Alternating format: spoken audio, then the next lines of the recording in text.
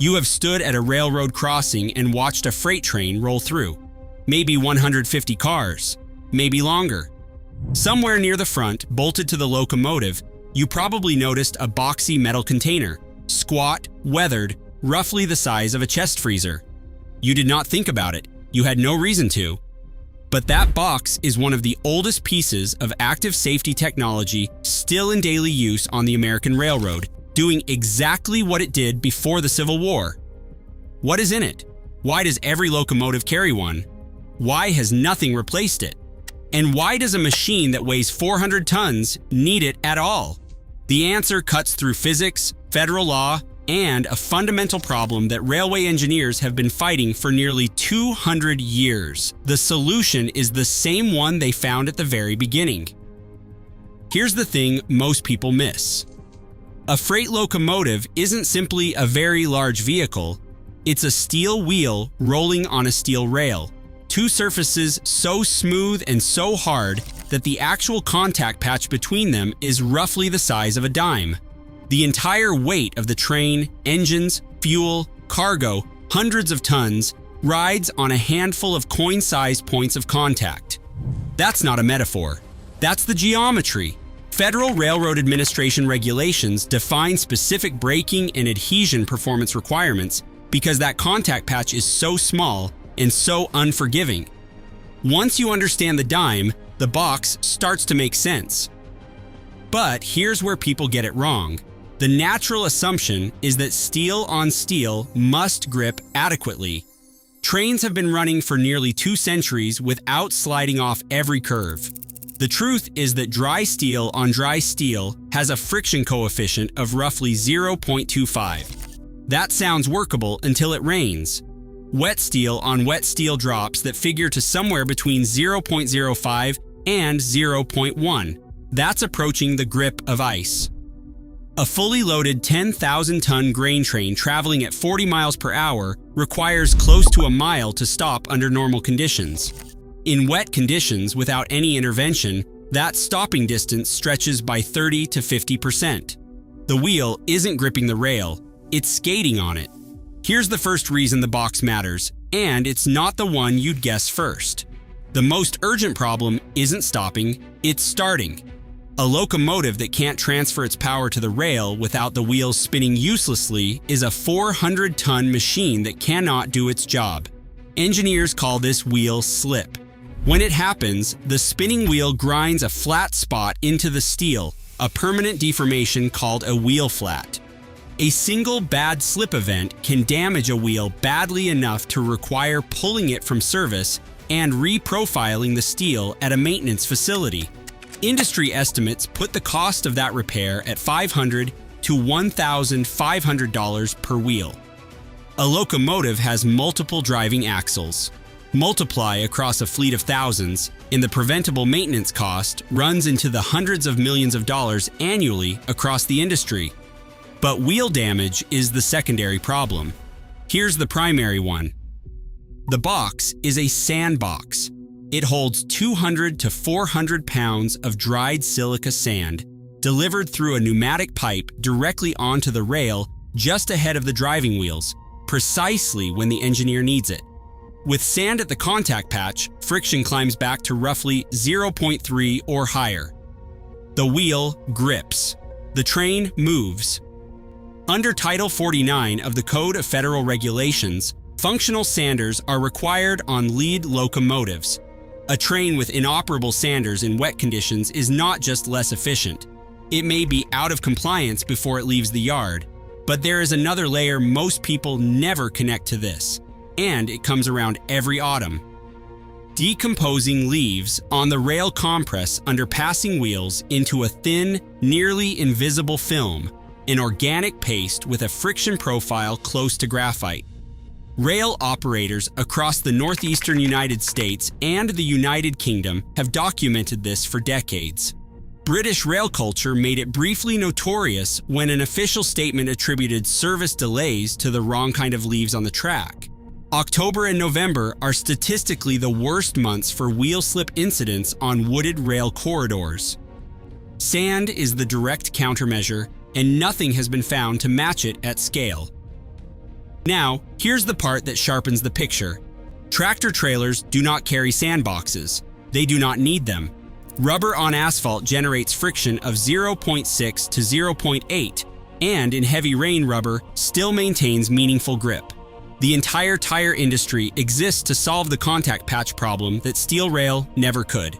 A truck driver on a slippery road slows down and steers around it. A locomotive engineer has no steering, no rubber, and no rerouting option. The track is fixed. The wheel is steel. It is the difference between a hiking boot and an ice skate. One surface forgives, the other does not. The modern answer is electronically controlled sanding with wheel slip detection, sensor systems that trigger sand delivery the instant a driving wheel begins rotating faster than the train is actually moving. Companies like Wabtec and Knorr-Bremse build these into new locomotives as standard. Retrofitting an older unit, though, can run $15,000 to $40,000 per locomotive. That is the cost of a used car, multiplied across thousands of engines. Class 1 railroads, BNSF, Union Pacific, CSX, and Norfolk Southern, operate between 3,000 and 5,000 locomotives each.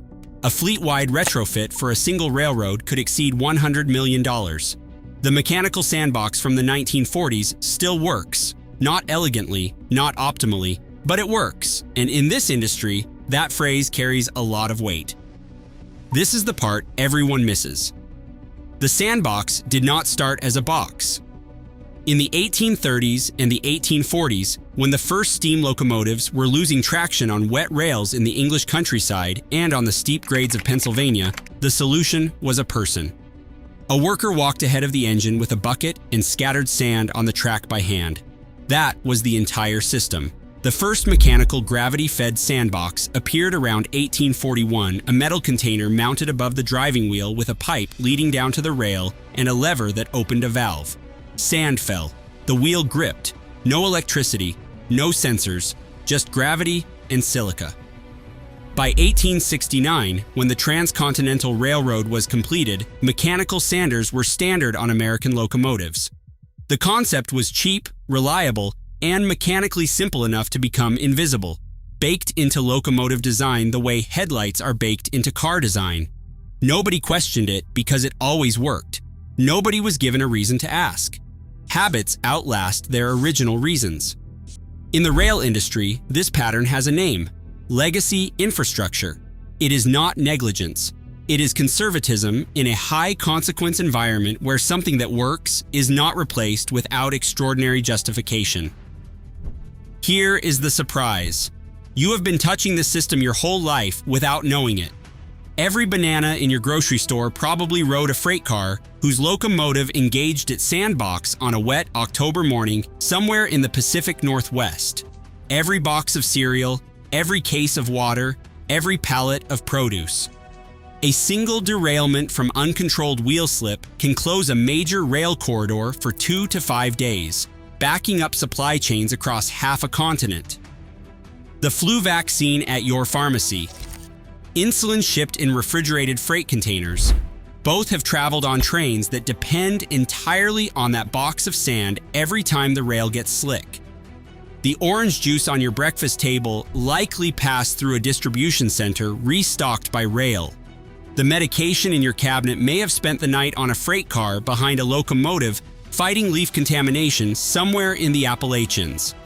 If you have ever waited at a crossing on a gray fall morning and watched a freight train crawl past at half speed, there is a real chance the engineer was actively managing wheel slip in real time.